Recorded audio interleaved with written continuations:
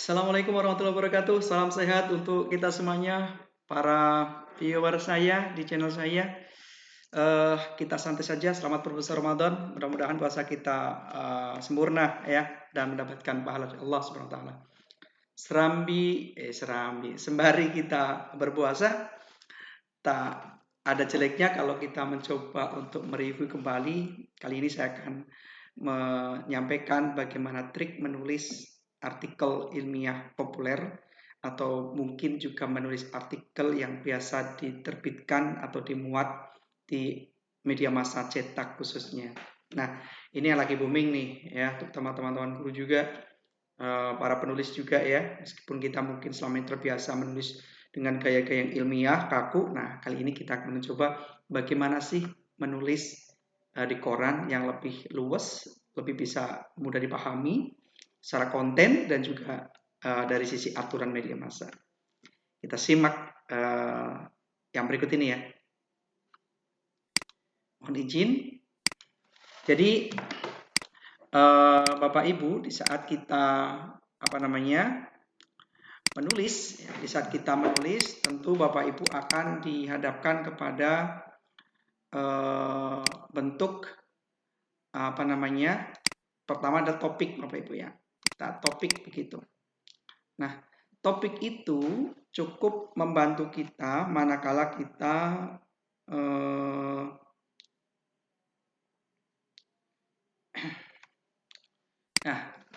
pertama, naskah yang harus kita tulis dan kita kirim ke media massa adalah dalam bentuk Microsoft Word, Bapak Ibu semuanya. Tidak PDF, tidak Excel, tidak PowerPoint, tapi tampilan Word seperti ini. Pastikan Word-nya jika tidak terlalu lama begitu versinya, biar sinkron juga dengan komputer redaktur begitu. Nah, pertama Bapak Ibu, kalau kita sudah menemukan ide untuk ditulis, ide itu kan bisa ide kontroversial, ide yang pro dengan kebijakan publik ya, terutama hal-hal yang menjadi sorotan publik atau masyarakat. Nah, ketika kita sudah menemukan ide, kalau teman-teman guru juga berarti topik itu berangkat dari permasalahan pembelajaran gitu. Itu bisa diangkat. Yang jelas kita harus memahami karakter media massa. Setelah kita tahu karakter media massa, kita punya topik yang akan kita tulis, maka Bapak Ibu membuka laman Word seperti ini gitu. Nah, kita atur Bapak Ibu di desainnya ini, kemudian di page layoutnya terutama kita pastikan pilih yang satu layar ini, di satu kolom gitu ya, tidak dua kolom, tidak berkolom-kolom, ini dua kolom. Kita pilih yang satu kolom Bapak Ibu, pastikan ini juga portrait tidak landscape ya. Dan ukuran kertas kita cari mungkin A4 atau folio nggak masalah, atau legal begitu ya. Misalkan A4 misalkan seperti ini, A4 Bapak Ibu. Nah, A4. Karena nulis di koran itu tidak diminta berapa halaman, tapi jumlah karakter atau jumlah kata seperti itu. Nah, Bapak Ibu yang saya hormati,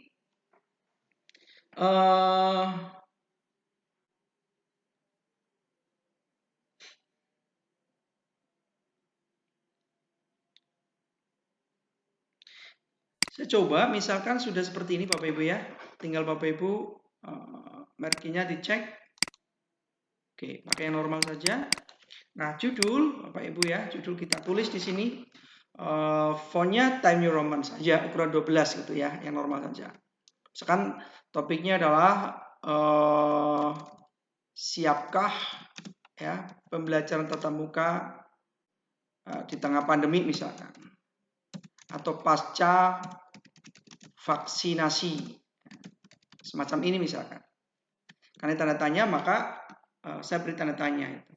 Jadi kalau judul di koran itu ya, saya cari fontnya, kita konsisten New Roman saja, ukuran 12 seperti ini. Oke, kita bold, hitamkan, kita bold, klik seperti itu. Nah, Bapak Ibu yang saya hormati, ini menjadi perhatian kita bersama bahwa di saat kita menulis seperti ini, maka panjang judul itu rentang antara 3 sampai 6 kata. Itu yang kita tahu di ketentuan jurnalistik begitu ya. Judul-judul berita juga seperti itu. Siapkah PTM di pasca vaksinasi? Mengapa saya tulis PTM? Karena PTM memang kita singkat, kita akronimkan untuk menggugah penasaran dari pembaca. Jadi tidak terlalu vulgar judulnya itu. Nah, tapi nanti PTM kita uraikan di bagian isi. Nah, kalau judul ini sudah, Bapak Ibu, kita enter, baru kita tulis by name story-nya kita siapa namanya. Misalkan nama saya, Kijo misalnya seperti ini ya. Kemudian di bawahnya ada identitas organisasi atau profesi Bapak Ibu, misalnya dokter ya. Dokter Rumah Sakit Muwarti Solo misalkan ya. Atau kalau saya memang guru ya, guru SMP 17 Semarang seperti ini. Nah, baru kita kasih foto nanti di sini Bapak Ibu ya. Nah, ini judul by name story-nya adalah, penulisnya adalah oleh Tukijo, guru SMP 17 Semarang. Kalau Bapak Ibu mau kasih gelar akademik juga boleh seperti itu. Nah, baru kita enter lagi ke bawah. Nah, Bapak Ibu, ini namanya head-nya atau kepalanya, kepala artikel itu. Nah, setelah kepala ini kita buat, maka kita masuk ke body text ya. Body text itu. Nah, body text itu apa namanya? Body text itu adalah tubuh artikel terbagi menjadi 3, yaitu intro, isi atau konten, dan bagian penutup. Nah, Bapak Ibu, untuk mengawali menulis, ya kita pastikan ini geser ke kiri, nah, atau rata kanan juga boleh seperti ini ya, rata kiri, rata kanan boleh. Nah, di sini Bapak Ibu, misalkan kita akan membicarakan siapkah PTM di pasca vaksinasi misalkan. Sebenarnya secara teoritik alurnya adalah ketika kita sudah menentukan topik, Bapak Ibu menyusun atau menulis outline atau kerangka tulisan. Apa tujuannya? Supaya tulisan kita runtut, alurnya juga enak dibaca, tidak bolak-balik seperti itu. Tetapi bagi teman-teman yang sudah mungkin lihai, ketika topik sudah ditentukan, maka dia bisa langsung menulis. Jadi menulis artikel di koran itu kalau bisa press clear begitu. Satu kali menulis bagus, selesai, layak tayang, tidak banyak editan seperti itu. Nah, Bapak Ibu yang saya hormati, ini kita coba menulis. Yang pertama adalah intro. Intro itu bisa dengan kata-kata, dengan sitiran, dengan anekdot, dengan kutipan, atau dengan fakta lain, boleh. Ya, mungkin begini. Meskipun pandemi ya belum berakhir, ya kebijakan PTM terus digaungkan. Pro dan kontra di tengah masyarakat terus terjadi. Ya, siapkah ya PTM? Ya, atau begini, meski program vaksinasi terus bergulir, namun ya, pro dan kontra atau ketakutan masyarakat, khususnya orang tua siswa, masih terjadi. Ya. Misalkan seperti ini. Jadi ini membuat pintu awal sebelum kita menguraikan secara detail kesiapan PTM di tengah vaksinasi itu, di pasca vaksinasi itu. Nah, meskipun pandemi belum berakhir, kebijakan PTM terus digaungkan. Pro dan kontra di tengah masyarakat terus terjadi. Meski program vaksinasi terus bergulir, namun ya, ketakutan masyarakat, khususnya orang tua siswa, masih terjadi. Nah, ini beberapa fakta yang mencoba saya sampaikan, gitu. Ya, akan tetapi, misalkan, yaitu, layanan pendidikan menjadi alasan kuat pemerintah untuk segera membuka pembelajaran ya, tatap muka dalam kurung PTM. Nah, jadi Bapak Ibu, PTM yang di judul ini kita jelaskan di sini, pembelajaran tatap muka dalam kurung PTM. Jadi pembaca itu akan clear apa itu PTM, jawabannya ada di body text seperti itu. Nah, seperti ini. Ya kan Bapak Ibu ya? Lalu ya, siapkah